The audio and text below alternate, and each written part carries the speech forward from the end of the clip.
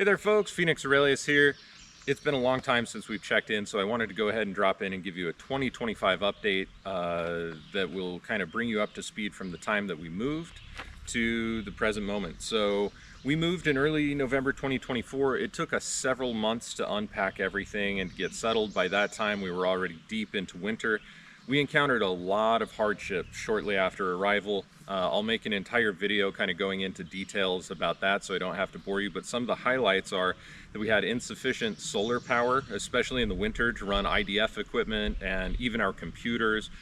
There was a lot of stray and dirty electricity in the house from solar inverter. We had generator issues for a couple of days. It was the coldest, snowiest winter here in West Virginia for the last 10 plus years. And so there was a time where I was driving an ATV. We have to cross two rivers. I drove an ATV across one of the rivers, and immediately, because it was -18 Fahrenheit out, as soon as I pulled out of the river, the wheels froze up and seized the engine in place. That's how cold it got. So it was extremely intense. We also had really high rivers that prevented us from leaving a lot of the time. That was pretty insane. Also, because of the intense cold, we had some frozen pipes and then a broken incoming water line, as well as a broken check valve up at the source of the spring. And so I had to fix all of those too in the middle of the winter. That was pretty intense. We had a flue fire because of buildup of creosote. So we had to get that fire taken care of. Luckily, there was no long-term damage and the house didn't start on fire. But there was a whole lot of steps that we needed to take in order to fix that. We had some leaking faucets in the kitchen, so I had to replace 2 different faucets. We also had to replace an entire custom designed P-trap system leading to the drainage of one of our sinks in the kitchen. And we also did some installation of the sink filter and a number of other home repairs and stuff like that. So it was very, very busy this winter. There were a ton of things that just kept us, you know, at home, hunkered down and ready to go. Not to mention have to keep fire in the wood burning stove 24/7. There was not a whole lot of sleep at any given time, usually about 2 hours at a time before I'd have to wake up and feed the stove again. So at any rate, we loved every minute of it though. We had a great time during the winter. The winters out here are beautiful. It is so silent in the winter time that you can literally hear the snow falling. And the snow here is so delightful. It comes down, it's just this beautiful powdery thing. It will start to come down and then a little wind will create these upward moving snow drifts. And so it's fun to see snow both falling and moving upwards at the same time. We spent a lot of time hiking around and just loving things, so that was really great.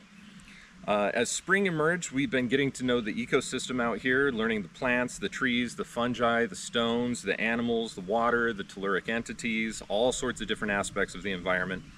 There's a lot to learn here, but we're just kind of doing it sequentially and as the seasons go. Luckily, we have a lot of resources, we have a lot of books, we have some pretty good apps. But yeah, there are tons of medicines absolutely everywhere. You can't spit in a single direction without landing on something medicinal. And there are a bunch of things that are considered poisonous or toxic, which are also medicinal. You just need to understand what the dosage is. We're integrating the information as we have time. Noriana especially has taken it upon herself to try and learn all of the foliage and all of the herbs around, and she's been scouting a lot. So when we moved, we really did not know if there was even going to be room for our business here. We knew that we had internet, we knew that we could start business of some sort. My initial idea was to focus on education, writing my book at the very least, but because of all of the sequential power issues that happened that prevented us from even being able to run the internet for 20 minutes, 30 minutes at a time throughout the day, without having to run a generator and burn through propane and all these other very costly things. It was very difficult. And also there were some really, really bad issues with high stray voltage that have prevented us until actually very, very, very recently from really spending much time at the computer at all. In fact, some of my computers were reading at over 760 voltmeters, including a lot of the plugged in peripherals, just because of the lack of proper grounding. So we've been able to take care of a lot of the grounding. We've spent easily over $1,500 in grounding equipment and multiple different iterations, playing around with multiple different things. And actually just yesterday on summer solstice, I was able to install the last two things that we needed in order to bring everything down. It's still nowhere near proper building biology levels of exposure, but we are at what is referred to by the EPA as general occupational exposure levels now of about 30 to 50 voltmeters of exposure. So that's really good. And of course, because of all of the other problems that we had, Noriana and I have learned to go almost entirely without electricity. We live our lives in the evenings by oil lamps, and we use candles and other things like that. And so the EMF kind of toxicity and potential where we're living right now is extremely low. We even got ourselves a JRS Eco router, shut off the entire 5 gigahertz bandwidth signal. We're only running on 2.4 gigahertz bandwidth signal with Wi-Fi when we need it. All of our computers are actually wired, but if we want to use our phones or other things, which we also have adapters for those, but if we want to use them in like another area of the house, we can do that. We just have to turn the strength of the signal up, because I have it shut down to about 99% of a normal Wi-Fi signal on just that 2.4 gigahertz. So it only pings maybe one time every about 11 seconds instead of 10 times a second, which is what normal internet will do. So it's been pretty amazing to actually decrease our electrical exposure. I'm doing a whole lot better because of that lack of electrical exposure here, and starting to heal really quickly actually. Anyway, so when we moved out here, we didn't know what we would do. The initial plan of teaching, doing online stuff, that was not real. That was not an actual feasibility until very recently.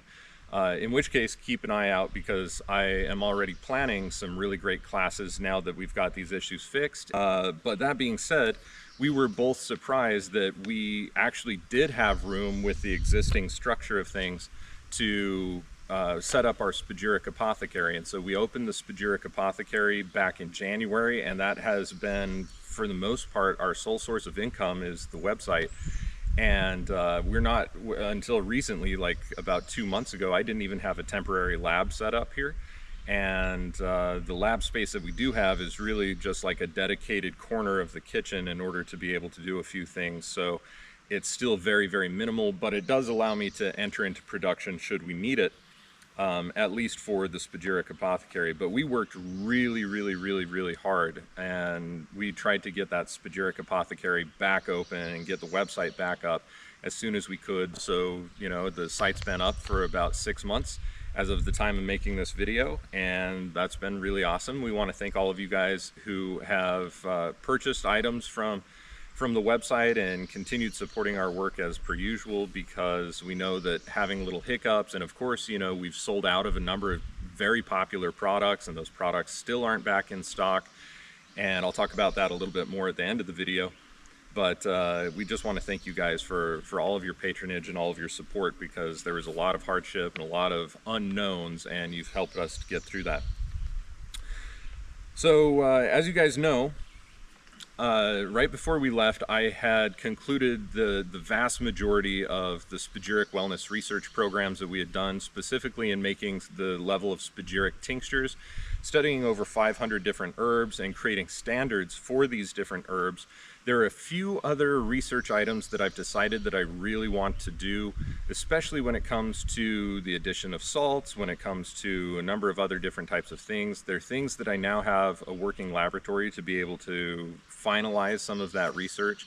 Also, a lot of the final research is IDF type of stuff, and then a recompilation of some of the data that we already have. But all the data is compiled, about 80% of the text is already written. At least in terms of the methodology of the book. There's probably going to be a lot more in there. That book is going to be really big. It's going to serve more like a textbook, and probably not just something that you would buy, you know, like a general alchemy book that you can buy on Amazon or something like that. It's 20 or 30 bucks. This is probably going to be like a very official textbook type of style. that is designed for very serious students and university style education. Whether universities in their ethnobotany programs decide to adopt this system or not will be entirely up to them. Of course, that's going to be one of the things that I definitely try and push. And we'll be working with Wesleyan College and probably WVU out here, maybe even reach out to Weber State University, who used to have a really great ethnobotany program under Dr. Stephen Clark, whom I was fortunate enough to work with about 20 years ago. And of course, I haven't been able to do as much writing or other computer work as I'd like because of those extremely dangerous electric fields that were being produced just by our computers and the setup that we had. So the fact that I now have the lab and have everything set up means that things can start to move forward a lot more quickly with that particular project. So after I conquered our electrical woes, which were quite multitudinous and not very easy to figure out realistically, I was eventually able to get the SE5s and the broadcast station set up. And as most of you know, several months ago, I was able to start printing off and charging up numerous different IDF hologram cards. And these are advanced IDF solutions. So there are many different IDF solutions that exist out in the world right now. There's the Universal Quantum Interface, which is great. We're affiliates of them. We like to send people there. There are the standard CHIO cards that were made by Dr. Don Paris when we took over the CHIO sales for him. And there are a number of different practitioners. But here's the thing about all IDF work. First of all, in order to have an effective IDF program, you can't just utilize tunings like headache in order to get rid of a headache. Sometimes that may work. Maybe 1 out of every 15 to 20 times that will work for a person. If it's a very surface level and very one-off type of deal, not these chronic long-standing problems, but just some sort of strange acute issue. That being said, most of the time you actually need to get to the root cause of things. And in order to create a generalized IDF solution, you have to go through the multitudinous causes that are at the root of a lot of these issues and include all of those tunings onto these things. And that gets extremely, extremely deep because it's not just one root cause. It's like it oftentimes is with a plant. There's not just one taproot in all plants. There's oftentimes a lot of ganglia and rhizomes and other types of little filaments that are making their way and digging through the soil and moving as well. And so it's a tap roots type of issue where there's a lot of different contributing factors. Nutrition can be part of that, multidimensional types of entities, EMFs, all sorts of different types of things. And so to create these advanced IDF solutions it was impeccably difficult, and it took months and months and months of research, and then also testing and trial and error on a lot of different types of clients and friends and family and other things like that too, to be able to see if these types of solutions that I was creating would actually be generally effective for the vast majority of the population. Luckily, most of them are very, very effective. People are also saying that they are having some great results with the advanced IDF solutions that we were making, and I have continued with that. I think we released something like 10 to 15 of our advanced IDF solutions that are on the website now as of the making of this video, and I have about another 15 that are in the works. And again, those are in kind of testing phase right now, so I've got some beta testers, for lack of a better term, and we're developing these protocols. That being said, the way that I'm moving forward with this is that everything that I'm making is going to be integrated into the Aurelian Medicine framework. So, within Aurelian Medicine, we have the 4 pillars, of course, we have the 7 entia, then we have a bunch of sub-entia for each of the macro entia, the main entia, and then we have a bunch of things underneath that as well. And I'm coming up with protocols that would be very similar to kind of the way that Chinese medicine works. If you have, say, damp heat in liver, for instance, there are formulations that are specifically designed for damp heat in liver. And what I'm working on, both from an IDF angle, as well as from a Spagyric angle, as well as from a mineral angle, and we would call them adjunct supplement angles. we're trying to streamline everything so that once we get down to a solid state of diagnosis, then we will be able to apply either the remedies or the IDF solutions or other things. And usually those things are going to be concomitant, because within the context of Aurelian medicine, IDF, or what we'd call information, is really only one of three primary things that needs to be impacted. It's information, energy, and matter that all need to be impacted, and so the informational component will be a lot of that IDF work. So I've been working very hard to take care of that. Now, speaking of Aurelian medicine, I've been expanding the theory, philosophy, and practice of Aurelian medicine quite a bit. One of the things that is really cool that we've started to do is test out mineral balancing. So those of you who have been watching the Alchemiculture podcast, we recently released a podcast that I did last September or October with Kyle Peche of Jyoti Mineral Balancing. And he and I talked about some mineral balancing things, and eventually I got hair tissue mineral analysis performed for myself as well as for Nori, and we started working with Kyle and realizing how big of a difference that really makes. And in going through the works of Dr. Paul Eck and some of the other kinds of practitioners that have incorporated hair tissue mineral analysis and mineral balancing in particular into their work, we're realizing that it has switched a whole lot of the framework of nutritional understanding and biological nutritional needs that I was fed with a bunch of other different types of information, other different types of theories, and it has made it infinitely more impactful. So, you know, a lot of people, when they think about minerals, one of the things that they'll do is they'll go and get a blood serum test. Well, those blood serum tests don't really tell you much about the tissue concentrations of each of those minerals. So you can have adequate sodium levels or even high sodium levels in the blood. You can have low or normal potassium levels in the blood, you know, magnesium, calcium, all these other things in the blood. They can all be there. But what ends up happening is that if those are not being driven into the tissues, you're going to have long-standing deficiencies that still contribute to a large number of different diseases, everything from psychological diseases to physiological diseases, both acute and chronic, and so on and so forth. And so by being able to work with this and gain a much deeper understanding of how tissue mineralization works and how each mineral and each vitamin even interacts with the different tissue concentrations that are possible, it has changed our entire perspective on mineralization, on diet in general, and being able to put this in context with biocharacteristic systems of medicine. I think the best and most complete ones to date that I have found exist within Ayurveda. And even within the scope of Ayurveda or Siddhi medicine, there are still discrepancies amongst certain practitioners, and I've been able to fill in a lot of the gaps and create some really unique approaches that are unique to Aurelian medicine, even though they draw from multiple existing traditions. And one of the things that we've learned very much so from Kyle Peche is an order of operations of detox, which is part of some of the existing curriculum, as I understand it, with the Klinghardt Institute as well, but going from the largest to the smallest in terms of the size of the particles of toxins has influenced the way that I'm looking at and working with a lot of my practitioners right now in addressing conditions of ens veneni. And that was something that was always very interesting.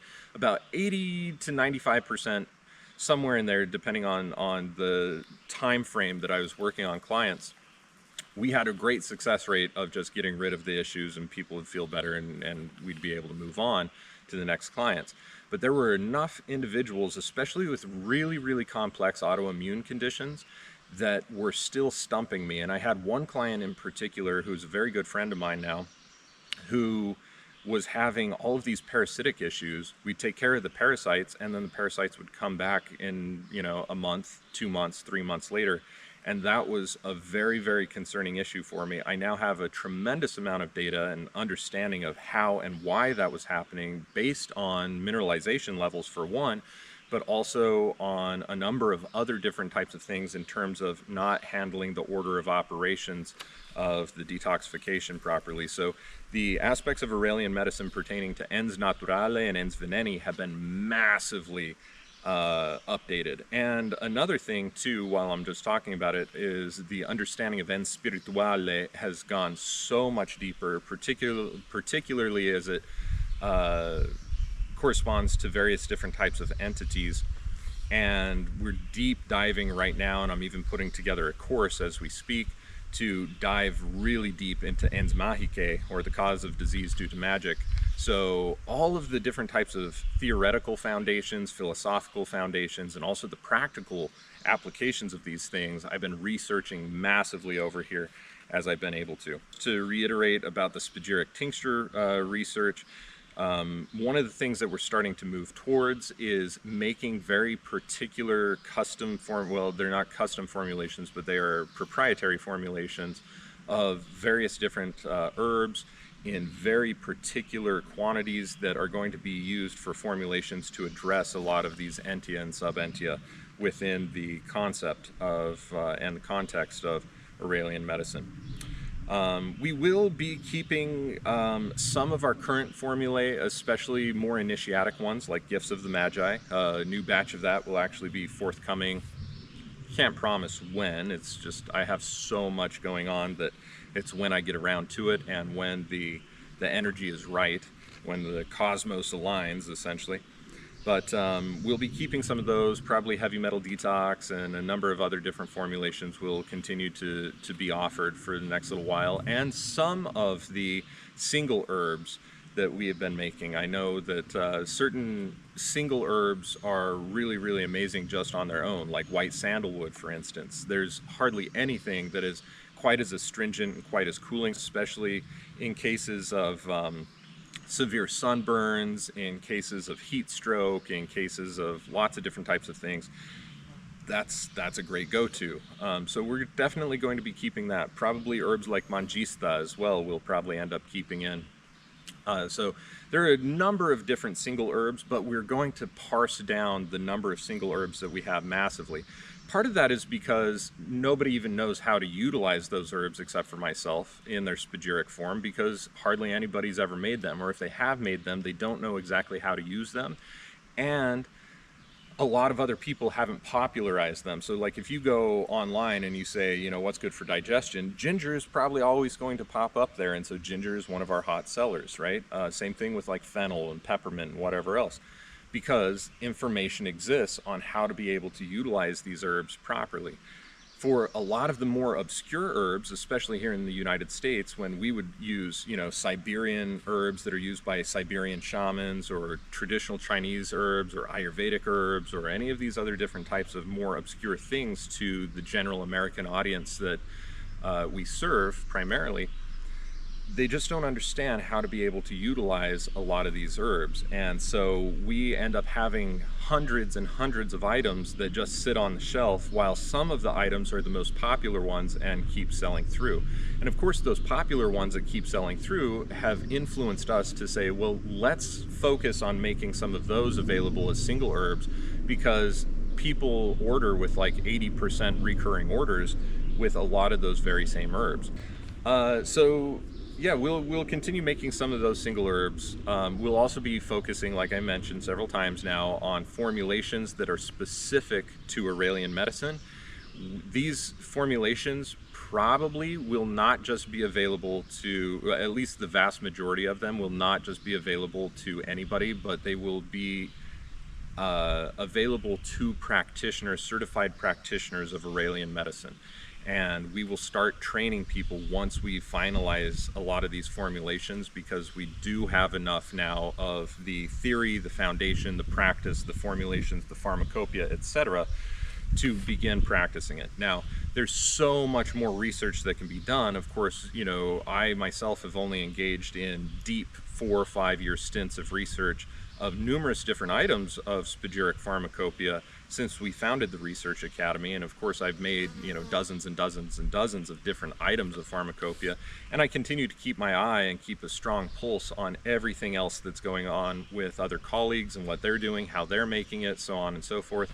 And the clinical applications, some of them actually have a clinical practice, most of them do not, so a lot of their experience, I guess, would be anecdotal, but I'm still keeping a very close pulse on all of these things and being able to see how we'll continue to grow the pharmacopoeia over time once we get enough of the body of practitioners up who will be able to prescribe those things and utilize those things properly. So things are coming along. And actually, in retrospect, after this is about our 6th year of doing things are coming along really, really quickly. Now, I know that a lot of you are actually wondering about our gardens and our homestead and how all of that's coming along. First of all, I just have to say this spot is nothing short of magical. Like, literally amazing. There are wild blueberries in the area, there's wild huckleberries in the area, there's just all sorts of different blackberries, marionberries, wineberries, lots and lots and lots of different berries and wild fruits that are available, in addition to tons of wild medicines and everything else, oftentimes just growing here in the yard.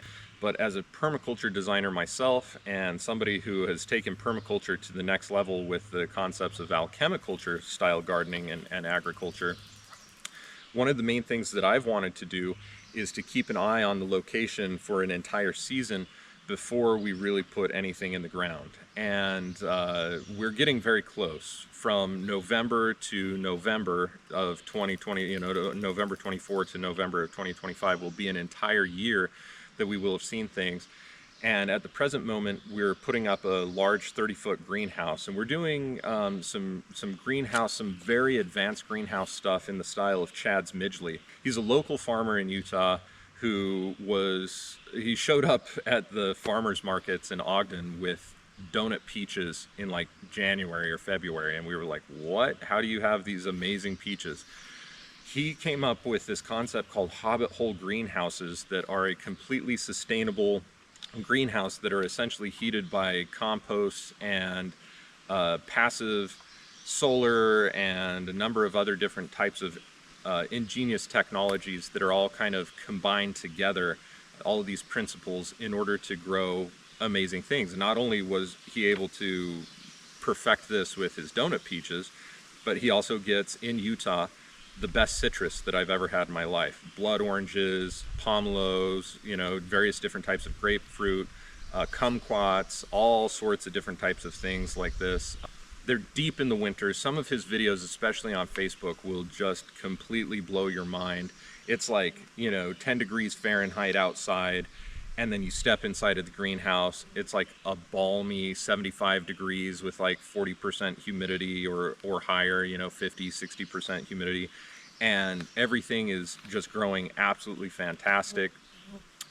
So we have had some consultations with him. We're adapting that to our own bioregion here. We're going to be focusing primarily on the foods that we want to eat, less on foods that we're going to be taking to market, but foods that we eat and that we can store and freeze dry and other things like that, particularly, avocados and limes and moringa and just a wide variety of different types of things, in addition to, strawberries, ever-bearing strawberries, and just trying to push our annual plants a little bit further and extending the season. So there's going to be a ton of agricultural experimentation that we will be doing. I've also done a tremendous amount of research. YouTube is indispensable. I didn't come up with a lot of these ideas. All I'm doing is looking at what other people are doing and taking ideas and inspiration and creating a new synthesis. People are making like some really amazing cardboard furniture. They're making cardboard planter boxes. They're making cardboard, all of these things. Now, as a business, we get a ton of things shipped to us, and we have an excess, like a complete plethora of cardboard. And we've also learned this natural method of naturally UV protection and sealing them against weather and rain, completely waterproofing them using shellac and beeswax and any form of metal stearate. We've chosen to use magnesium stearate, but calcium stearate works well as well. And and then an organic solvent. You could use isopropyl alcohol, but again, we have an abundance of ethyl alcohol, and that's probably what we'll end up using most of the time. So this is a completely biodegradable option, and it also gives us a complete biodegradable waterproofing option to be able to build very, very strong planter boxes just out of cardboard for the time being, so that we can create raised beds. The soil here is extremely acidic because of all the rain, and this is technically, our bioregion is a temperate rainforest with also a much cooler ecosystem. We have tons of strange little microclimates even here on the property, depending on where the creeks are. We have creeks on both sides of us. We have all sorts of different hilled terrains. We have some flat fields. We have some open clearings. We have some forested areas. We have a lot of different types of ecosystems here on the property. And so we're going to begin engaging in some raised bed agriculture for a lot of the veggie starts. So we are starting to think, especially in the face of geomagnetic excursion and the weakened geomagnetic field, the increased solar radiation, and other different types of things, that utilizing hobbit hole greenhouses that are able to require absolutely no heating in the summer or in the winter months, and absolutely no cooling in the summer and in the warmer months, just based on the design of how these things work, is probably going to be our best bet for growing a whole lot of things here. And so we're working on that and pioneering that, building up off the ground so that we're not planting directly in the ground, because the ground gets waterlogged, and like I said, it's very acidic here, so it would require a lot of amendments and other things like that from the get-go. And then creating a lot of our own soil from scratch, especially from peat moss, of which there is an abundance here. And worms are not really native to this area. They will actually kind of destroy any ecosystem if worms are not native to those areas. So we might incorporate a secluded, very specific worm casting type of area, but we don't want to be introducing worms into the actual soil. And so again, creating these raised beds that are sealed so that they're not getting into the soil and creating ecological disaster here is kind of one of the main things that we're focusing on. So we'll be growing a lot of subtropical herbs, and possibly even some tropical herbs too, depending on whether I can adapt these things in really sunny situations and get them to grow through the winter and other things like that. Of course, the hardest thing with tropical plants in general is that they're used to 12 and 12 in terms of daylight and nighttime.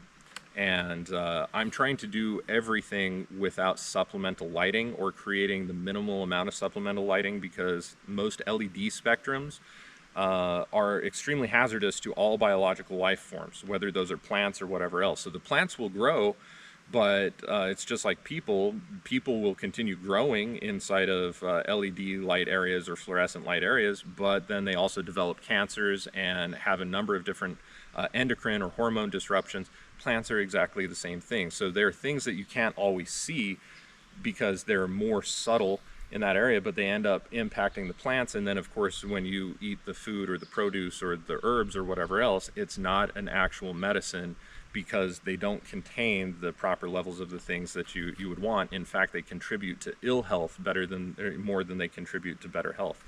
So we're going to be focusing just on as much natural and passive energy as we possibly can, and utilizing more interesting systems as time goes on. And I'm continuing to draw inspiration from a lot of different folks, especially on YouTube. I mean, there's so many people on YouTube that are doing so many interesting things that if I watch 40 or 50 videos, I might be able to take 3 to 5 ideas that are really, really potent and begin to synthesize them and come up with something that works in our own system. Is that when we moved here, we thought, okay, well, we'll move in and then we'll build out a little lab. That could work, although it really doesn't make the most sense to do that. What makes the most sense for us, because we have a sawmill at our availability, we have tons of trees, we have tons of free stone and rocks that the mountains abundantly provide here. There's tons of mud, especially not just mud, but clay. There's a ton of straw and grasses. We have everything that we need to build completely sustainably here on the land.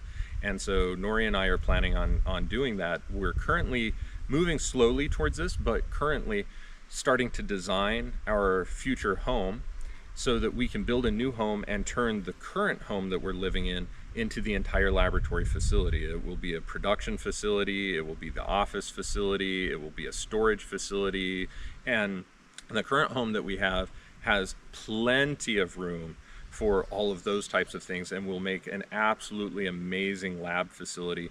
We just need to begin the process of building out our other space. Now, in order to do that, we do need to hire some excavation. We need to do a bunch of other things. Realistically, unless our products sell like crazy, unless you guys say, hey, we really support your project and we'll just buy everything that you have on hand, it will take us getting some loans out in order to be able to do those things. And in order for us to feel comfortable doing that, we want to pay off the current loans that we have, primarily for our vehicle and for our home. So that makes it really easy. We only need about $250,000 in total in order to not only pay off all of our current debts that we owe for the mortgage and for auto payments and other things like this, but also to raise some additional money to get some projects designed for us and get some sustainable systems designed that are currently far outside of the scope of my professional expertise. If we can pay for these things and get the design, then we can obviously self-fund the building of our new place. But the sooner that we can do this, the sooner that we'll be able to have retreats here, the sooner that we'll be able to have people stay on site, and the sooner we'll be able to host really, really high-level education and teaching more advanced alchemical work, which has been something I've always been passionate about, but there's always a time and a place to do it. And I also want to do this specifically with trained Aurelian medicine practitioners who are also research enthusiasts. Yeah, some of the ideas, though, if you're interested, of a place that we'll be building for ourselves. Sustainable shelter building, of course, just the concept of like earthships, incorporating your own water and your own, food and everything kind of into the design. That is a big part. I'm also very, very interested and have always wanted to incorporate castle-like aesthetics, especially with a couple of towers and other things. But incorporating the concept of towers in particular with Phil Callahan's work, especially in his book Nature's Silent Music, where he shows that most of the round towers, if not all of them in Ireland, actually increase the paramagnetic value of the soil and of the earth for vast miles around those towers, which are probably directly proportionate to the height and the scale. Those are things that we want in order to be able to heal the earth around us and in order to provide the proper amount of paramagnetic value. Self-composting toilets and other different types of things, being able to utilize gray water and get rid of it. Now, of course, in our ecosystem right now, there's a ton of water, but who knows, as the geomagnetic excursion continues, we don't know what types of telluric or other types of changes are going to happen to the environment around us. And so we're going to try and be as water sustainable as we can and be able to utilize things in such a way where everything is used 2, 3, 4, 5, 6, 7 times before it becomes quote unquote a waste product. And ideally we would like nothing to become a waste product, but to always serve yet another purpose and to be given another life. In fact, that's a huge part of the principle of alchemiculture, is that energy is neither created nor destroyed, it's only changing form. And how can we as designers be able to incorporate these changes of design and these transformations into the systems? So yeah, with all of that being said, right now we're at a little bit of a crossroads. We have the future of where we're going, we have the past of where we've been, and we have where we're at right now. And where we're at right now is a big transition phase. It's not only a personal transition phase for Nori and I, but it's a big transition phase for the business. We don't have any other employees. Everything is just on Nori and I. Well, except for Rebecca. Rebecca does all of our office management. She doesn't work on site with us, so all of the fulfillment, all of the production, all of the everything, all of the gardening, all of the building, all of everything, 100% is just on the shoulders of Noriana and I. And it's something that we're very passionate about and very capable of doing, but we do need help, and the primary help that we need is financial help. We're not willing to take investors, we're not willing to take grants because of the restriction that they offer us. So we don't really want to go that route, but as it stands right now, we have millions of dollars of product sitting on the shelves of our apothecaries. And one of the jobs that I can do as an educator is help other people understand why some of these herbs would be useful. There's a bit of a catch-22 here, though, in that about 90% of what's on those shelves, I don't ever plan on making them again in their single herb capacity. So we need people who are willing to purchase a lot of these things and even stock up on them, because we have enough supply that if one person liked one of these herbs, they'd be able to buy out what we have and be stocked for life, or at least for, you know, the foreseeable future, 15, 20, 30 years or whatever. And so there's an enormous opportunity for people to get really, really great medicines and to stock up at extremely low prices while we blow these things out and create space on our shelves, because I can't enter into a new production until we clear out the space on our shelves right now of all of these single herbs that just are not selling. Even though they're some of the most amazing and potent medicines in the world, they're not selling because people don't know how to use them. So I'm going to try and teach you guys how to use some of those things. Of course, we have to be extremely careful as a registered research organization. We can't specifically say how to use it. We can't even specifically say what to use it for or anything else, but I can teach you about the herbs in general. And then you're going to have to read between the lines, of course, as to, oh yeah, the Spagyric tincture, if Fee made this and he's saying this about it, there's a very good chance that this is what it's going to do. But I can't outright say those things. So, like I said, we have millions of dollars of product. We don't need to, we're not asking for a handout. What we are asking for is for people to consider broadening their scope of herbs that they're willing to purchase and willing to try for themselves, because these types of Spagyric products that we have are outstanding and can help with those things, and that's all that we need in order to raise the money. We would like to clear out at least 80% of our current inventory. Once we clear out 80% of the current inventory, then I'll be able to focus on a lot of the single herb things that we'll still keep in, like our freeze-dried turmeric and other different type, freeze-dried ginger. A lot of our freeze-dried stuff, freeze-dried ghost pipe, etc., etc., etc.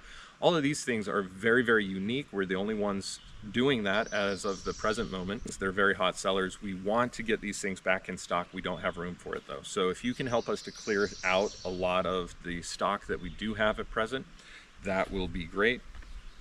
And that will help us to raise funds to clear space for building out our new spot. And then once we do that, the future of Aurelian medicine is very, very imminent. We'll be able to teach people how to make the medicines. We'll be able to teach people how to do the philosophical aspects. I've already been teaching people how to do a lot of the diagnostic aspects. So, and there's, probably 20 or 30 people that are already trained all across the world right now in various diagnostics of Aurelian medicine. And publishing some more books and textbooks and creating this as an actual formalized system. So we're moving ahead very, very full steam, and we just need a little bit of help to clear out some of our existing things. Now, lastly, Nori and I are actually looking at reincorporating the Research Academy. In fact, it may not even be called the Phoenix Aurelius Research Academy in time. We're not exactly sure what the future of that holds, but we want to set it up as a religious organization, especially putting this in a trust as a sacred land trust, so that we can steward all of the different types of things, including the types of beneficial telluric entities that we're working with and cultivating relationships with at present, all of the different trees and plants and herbs and everything else, and creating an awesome preserve, an ecological preserve.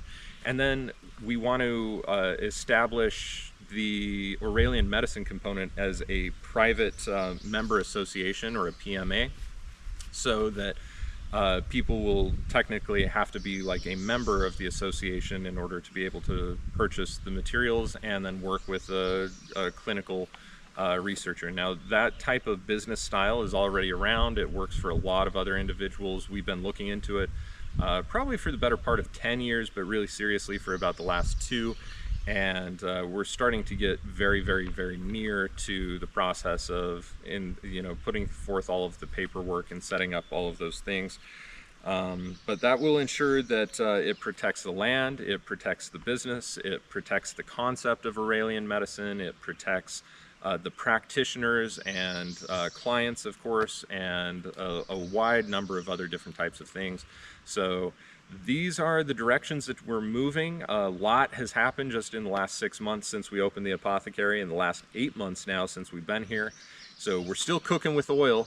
It's just that we didn't have all of the technological capacity and computer space and other things until very, very, very recently to update you all and let you know. But again, we're always working. We're always trying to do the very best by you and by the rest of the world that we possibly can. And hopefully this will bring you up to speed and make you feel like, ah, cool, they're not just sitting on their hands and not making products that I want. there's a whole lot more going on behind the scenes here. So again, you guys, thank you so much. If it wasn't for you, the Phoenix Aurelius Research Academy would not even have been possible. We would never have been able to get as far as we have. The work of alchemy and the work of alchemiculture, the work of Aurelian medicine is advancing so fast as a result of all of your support over the years. We want to thank those of you who have stuck with us, especially since the very beginning, and to all of you who are just tuning in and finding this to be very exciting. Thank you again so much for finding us, for supporting our work. And if you can find a little space in your pocketbook, I know that times are tough, but to order 1 or 2 new things that you've never tried before to help us move some space out.